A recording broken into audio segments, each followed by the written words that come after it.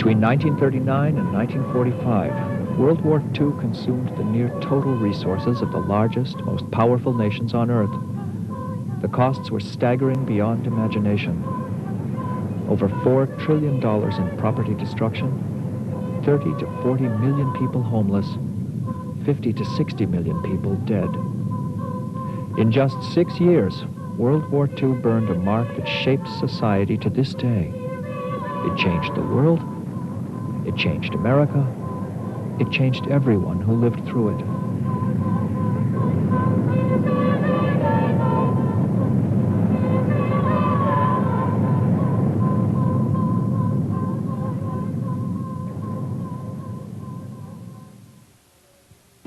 The question before the American people is, do they want peace or war? I believe they want peace. The surest way to get peace is to mind our own business. And we're not minding our own. Like most Americans in the late 1930s, the citizens of New Hampshire were not interested in fighting another war. Just a generation earlier, they had helped to win the war to end all wars. They had made it through the Great Depression. Franklin Roosevelt was president, and New Deal programs were changing the fabric of American society. The future was again starting to look embraceable. The 1939 World's Fair in New York reflected the nation's newfound optimism, and at movie theaters, The Wizard of Oz mixed that optimism with magic, courage, heart, and a longing to simply be safe at home. Ladies and gentlemen, the National Broadcasting Company again this morning brings you a special broadcast from the Navy Yard at Portsmouth, New Hampshire. 11 miles out in the Atlantic Ocean, near White Island Light, the United States Navy has concentrated ships and equipment in an attempt to rescue 59 officers and men trapped in the submarine Squalus. During the summer of 1939, the sinking and raising of the Squalus outside Portsmouth Harbor dominated news in New Hampshire. Inland, the New Hampshire League of Craftsmen's Fair in Durham was the most successful ever. Rotary phones were installed at the State House in Concord, and the Daniel Webster Highway opened a path for automobiles through Pittsburgh into Canada. On Labor Day weekend, the Cannon Mountain Tramway offered moonlight rides for the first time.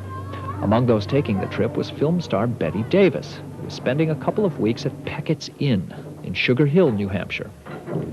While New Hampshire citizens were riding moonlit trams to the top of Cannon Mountain or watching Judy Garland sing Over the Rainbow in movie theaters, Germany invaded Poland.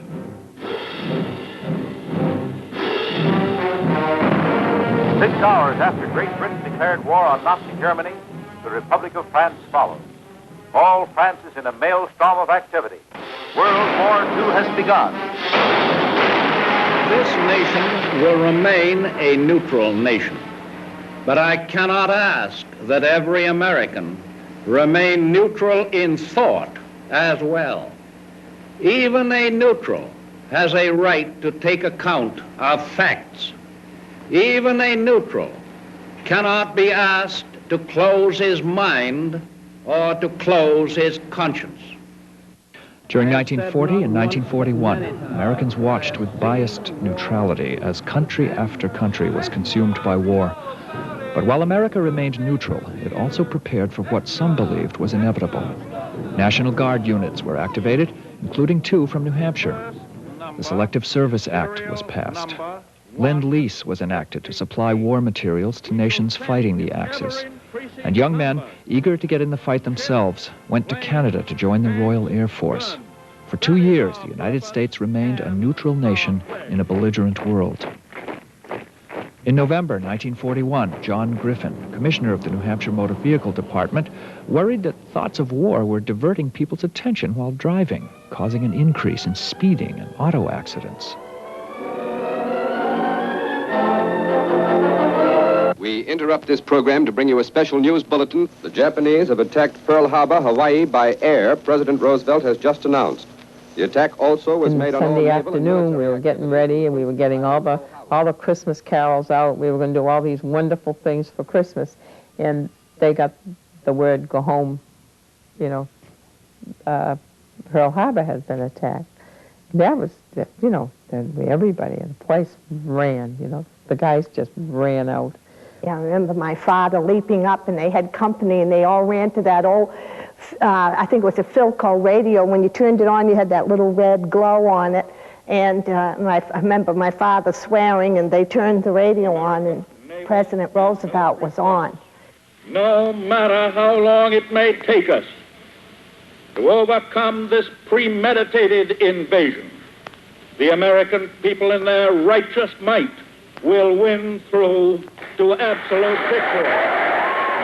The Japanese admiral who planned the attack on Pearl Harbor said afterwards, "I fear all we have done is to awaken a sleeping giant and fill him with a terrible resolve." His observation was prophetic. Americans didn't want this war, but their reluctance had been obliterated by indignation and contempt toward Japan for the attack on Pearl Harbor. The war that divided the world was now about to unite America. No one likes to be stabbed in the back.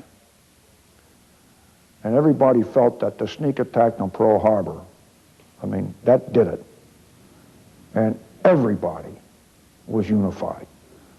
Our battle cry is, "Remember Pearl Harbor." The President's signature speeds our total defense, energies, and resources to all-out victory.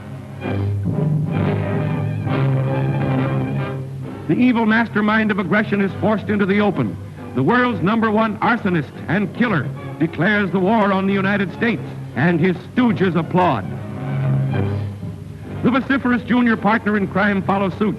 Now practically the entire world is joined in a horrible war. Although the United States was thousands of miles from the battlefields, American shores were still vulnerable to attack. In 1942, German U-boats sank over 170 ships off the east coast of the United States. From the shore, residents could occasionally hear the explosions, see the ships going down, and sometimes even observe U-boats on the attack. And also, the Germans were planting mines out beyond the Isles of Shoals. And they were concerned about mines in the shipping lane, so that's why they stayed inside. Well, this German sub, the story I was told, was tracking this vessel. And our hydrophones picked up this whole thing. They asked for information. Nobody replied. So they activated the unit at the Odeon Point, searchlights and the 155 unit, and they went into action. Well, by the time the gun crews got everything ready to go and get their readings on what was out there, the sub submerged. Coastal defenses were the heaviest around vital war installations, such as the Portsmouth Naval Shipyard. 104 submarines were built at Portsmouth during the war, and another 74 were brought in for overhaul or repair. To protect the harbor, mines were laid halfway to the Isles of Shoals. A submarine net extended across the mouth of the Piscataqua River. And 4 forts were brought into service, including Odeon Point, armed with 16-inch guns. United States artillerymen roll out ammunition for the huge disappearing guns that are a part of America's elaborate coastal defense system. The charge is rammed home, and from the fire control tower, keen eyes spot the target. America speaks. Preparations for attack weren't confined to the seacoast. Warfare had now moved into the skies. To watch for enemy planes, a system of air observation towers was organized throughout the country. By early 1942, there were 195 of them in New Hampshire, and over 19,000 volunteers kept them staffed around the clock. So I volunteered for a while to be one of the spotters, which was down at Rolfe Park. They had a little tower there. And any time a military aircraft went over, you'd call on the phone, and whoever was on the other end, I don't remember who that was, but anyway, we'd say we see, like if it was one of our trainers, which one it was. We'd go mostly by this part of it here, see the silhouettes, because every plane would, the wings would be different, the tail section, the engines placed in different places. So we could identify them by that. There was one couple that used to go. One of them was hard of hearing, couldn't hear a thing. The other one was blind. And they were as a pair. Well, I remember one time filling in for my father on that job, but there was a long, cold night. I think my father and his cronies had a little beer and probably a deck of playing cards, but I found it quite boring. In addition to air observation, armed patrols were set up to guard bridges and power lines around the state. Newspapers and newsreels instructed civilians in defense preparations, such as fighting incendiary bombs. The State House dome was painted green so it would be less visible to enemy planes. And there were blackouts when air raid sirens wailed and everyone waited in darkened houses for bombs to fall.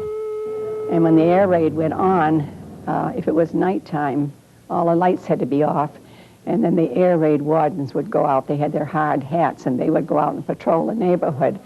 And they didn't want to see any lights, because if there was any plane going over, they didn't want the plane to see the lights. So if you were going to have your light on, then you had to have a frame or black curtains that would completely conceal it. My father was air raid warden, so when the siren went, he dashed out of the house with his tin helmet and came popping back in again. You'll have to do something about the lights, turn them all out. You can see through those curtains. So there we did. We turned out all the lights and sat in the living room. I was air raid warden. I went to one old farmer that lived over here, a brother to Yo-Yo Mason, Abner. Told him he got to have blackout lights. He picked up and looked out the window and he said, "Oh, hell, if I can't see out, how can I see you?" Now we are at war. And each light that shines unguarded is a marker for our enemies. No city, village, or single house in all America can be considered safe so long as it shows a light which can serve as a beacon for enemy bombers. How safe will our homes be when the war in the sky comes closer and real blackouts begin, not test blackouts?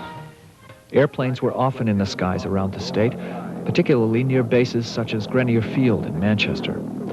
At Concord Airport, a flight school for future bomber pilots sent trainees to neighborhoods around the capital city on mock bombing missions. And in Amherst, bombs actually fell. In January 1942, the federal government took over 3,000 acres for bombing practice. The area was used throughout the war and into the 1950s, with explosions cracking plaster and rattling dishes miles away. On a modest farm in Midwestern United States, the Harrington family is helping America win this war. In addition to farm chores, they've turned their house into a factory, making machine tools for armament plants. Father and mother working side by side. This is America, all out for war. To win the war, American society needed to be completely mobilized. Everyone and everything contributed to the effort. Paper, metal, rubber, even milkweed pods were collected to fight the war. All the country's resources, energy, and productivity were focused with a fierce spirit of unity on one clearly defined task. There could be no rest until the war was won. Never mind what, only don't stop. Don't stop working. Maybe you'd like to see what happens every time you stop. Okay, farmer, when I count 3, you stop. 1, 2, 3. I'm hungry. Hungry. The loading. That's Lend-Lease. It's stopped because you've stopped. Only 6% of American food goes abroad, but they have to have it. You've stopped, and 10 million American fighting men are hungry. No tanks, ships, planes, no fighting anywhere. You've stopped, and 130 million American civilians are hungry. No welders, no riveters, no work anywhere. Get going, farmer. It's up to you. Farmer, save democracy. More barley. Farmer, save democracy. More corn. Farmer, save the world. More beans. Farmer, save the world. More milk. More. More rhubarb. They were knitting everywhere. They were knitting when they went to movies and waiting for movies. They were knitting everywhere to make, you know, sweaters enough for the servicemen. Everywhere? Well, even in churches, when they went there, they used to take their knitting.